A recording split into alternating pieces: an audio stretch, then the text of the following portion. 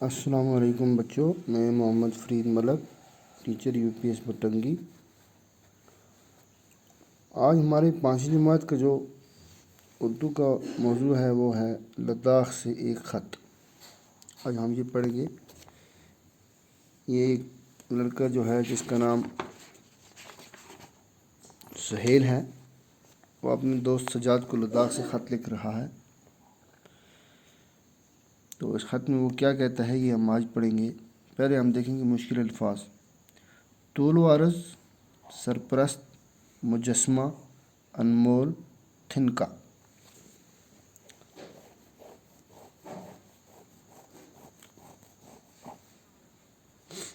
آپ اپنی اپنی کتاب کا صفحہ نمبر 75 نکال کر دیکھیں گے۔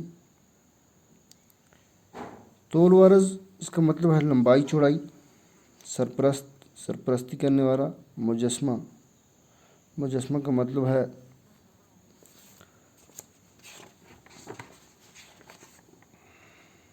بت، انمول قیمتی، تھنکا یعنی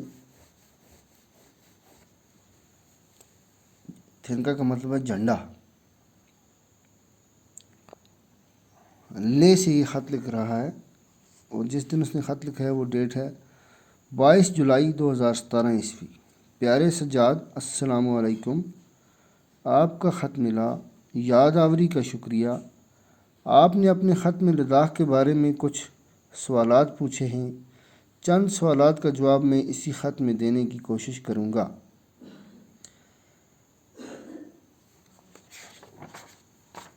آگے کیا لکھتا ہے؟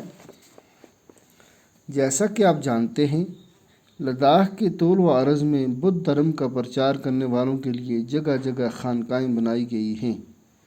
لداخ کے لوگ ان خانقاہوں کو گمپا کہتے ہیں۔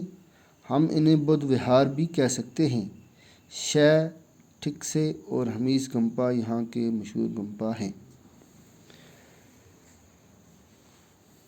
شے گمپا کیا ہے؟ یہ گمپا لیہ سے 16 کلومیٹر دور ایک پہاڑی پر واقع ہے۔ اسے لداخ کے مشہور خاندان راجہ دلدن نمگیال نے بنوایا ہے۔ راجہ دلدن نمگیال بدھ دھرم کے مشہور سرپرست اور پیروکار تھے۔ شے گمپا دراصل مہاتما بدھ جی کا 40 فٹ اونچا عالیشان مجسمہ ہے۔ اس مجسمے کا سر 8 فٹ چوڑا ہے۔ یہ مجسمہ پیتل اور تانبے میں ڈھلا ہے۔ اس مجسمے پر سونے اور چاندی کی پرتیں منڈی ہیں۔ ان کے تاج پر ہندو دیوی دیوتاؤں کی تصویریں کھدی ہیں کہ بدھ دھرم نے ہندو دھرم کے اثرات قبول کیے ہیں۔ شے میں ایک مسجد بھی ہے جو شاہ ہمدان میر سید علی ہمدانی رحمۃ اللہ علیہ کے ساتھ منسوب ہے۔ آج کے لیے ہم اتنا ہی پڑھیں گے، اب دیکھیں گے اس کو کہ کیا کہہ رہا ہے۔ یہ لکھتا ہے کہ پیارے سجاد، السلام علیکم۔ آپ کا خط مجھے ملا تھا اور آپ نے مجھے جو یاد کیا اس کا شکریہ۔ آپ نے اپنے خط میں لداخ کے بارے میں کچھ سوالات پوچھے ہیں، تو میں ان سوالات کے چند جواب اسی خط میں دینے کی کوشش کروں گا۔ پہلے وہ کہتا ہے کہ جیسا کہ آپ جانتے ہیں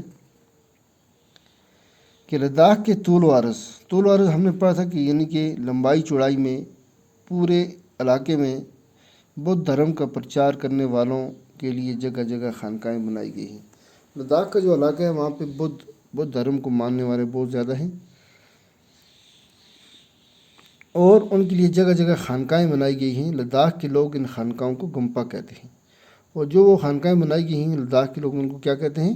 گمپا کہتے ہیں۔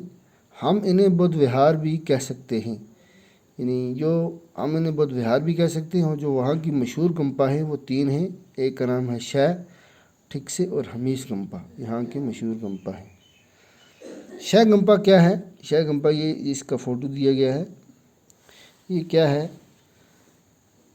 یہ گمپا لیہ سے 16 کلومیٹر دور ایک پہاڑی پر واقع ہے، یعنی لیہ جو قصبہ ہے اس سے 16 کلومیٹر کی دوری پر واقع ہے اور ایک پہاڑی پر واقع ہے۔ اسے لداخ کے مشہور خاندان راجہ دلدن نمگیال نے بنوایا۔ لداخ کا ایک مشہور خاندان ہے جس کا جو ہے راجا دلدن نمگیال، انہوں نے یہ بنوایا تھا۔ راجا دلدن نمگیال بدھ دھرم کے مشہور سرپرست اور پیروکار تھے، یعنی سرپرست وہی تھے اور پیروکار یعنی بدھ دھرم کو ماننے والے وہ تھے۔ شے گمپا دراصل مہاتما بدھ جی کا 40 فٹ اونچا عالی شان مجسمہ ہے۔